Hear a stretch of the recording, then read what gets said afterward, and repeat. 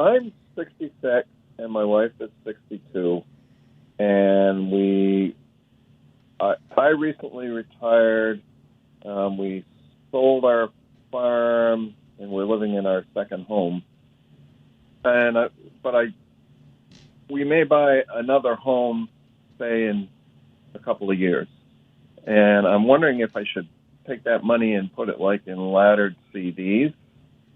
And if so, should I do it in my rollover IRA, or should I do it in our non-qualified brokerage account? Well, if you're going to use the money for purchasing a home, then you don't want to do anything that's too long-term. Laddering CDs, I think, is a fine idea with the final maturity coming in that 2-year time frame, if that's when you plan on doing it. Otherwise, if you're just going to use cash, you don't want to get it invested, because even with some of the cash equivalents, there can be some volatility in the short term.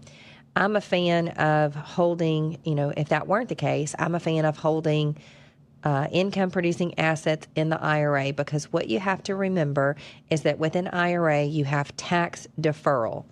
I prefer to call that tax postponement, because sometimes we can lose sight of the fact that we do still have to pay taxes at some point. I believe that taxes are going to be higher in the future than what they are today. So any growth that you get in your IRA is more money that you're going to have to pay taxes on down the road. Now, I'm not suggesting that you sabotage yourself and don't get any growth there, but if you have a choice of where to hold your growth investments, my choice would be to do it in a non-qualified or a Roth account. Okay, that sounds good. One of the things I'm not invested in yet, one of the sectors I'm not invested in according to the 65 into retirement model,